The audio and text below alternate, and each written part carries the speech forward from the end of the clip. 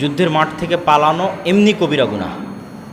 মানে ইসলামের কবিরা গুনাহের যদি আমরা শীর্ষ 10 কবিরা গুনাহের লিস্ট করি, শীর্ষ 10, তাহলে শীর্ষ 10-এর একটা হবে জিহাদের মাঠ থেকে পালানো।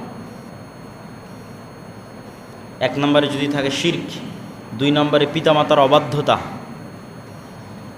3 নম্বরে নিজের সন্তানকে হত্যা করা দারিদ্রতার ভয়ে, 4 নম্বরে প্রতিবেশীর স্ত্রীর সাথে জেনায় লিপ্ত হওয়া। এইভাবে সিরিয়াল যদি নিচে আসতে থাকে, তো শীর্ষ 10টার মধ্যে একটা আসবে জিহাদের মাঠ থেকে পালানো। কিন্তু প্রত্যেক কবিরা গুনাহের তওবা আছে, প্রত্যেক কবিরা গুনাহের তওবা আছে, শিরকেরও তওবা আছে। যত সাহাবী মুসলমান হয়েছে সব তো শিরক থেকেই মুসলমান হয়েছে।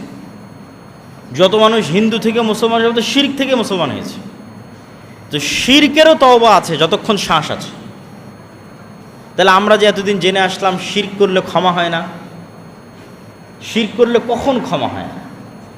কিয়ামতের মাঠে আল্লাহ মানুষের এমনও গুনাহ মাফ করে দিবে যেই গুনাহের জন্য মানুষ ক্ষমাই চায়নি।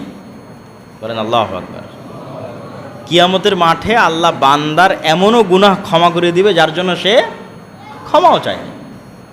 আল্লাহ ডেকে বলবে, এই গুনাহ করেছো? বলে হ্যাঁ করেছি। যাও, তোমাকে ক্ষমা করে দিলাম।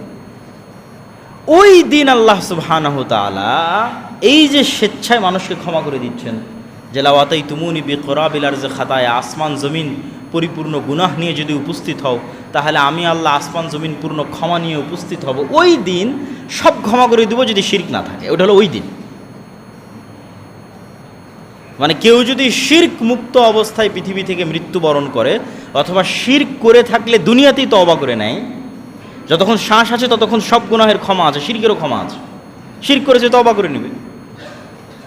তাহলে এবার অন্য আর যে গুনাহগুলো আছে ছোটোখাটো, যেগুলোর জন্য বিপদে পড়তে পারে, এগুলো আল্লাহ চাইলে স্বেচ্ছায় কিয়ামতের মাঠে ক্ষমা করে দিয়ে তাকে জান্নাতে দিয়ে দিতে পারেন। কিন্তু কিয়ামতের মাঠে আল্লাহ ক্ষমা করবেন না, সেটা হলো শিরক। স্বেচ্ছায় ক্ষমা করবেন না, সেটা হলো শিরক।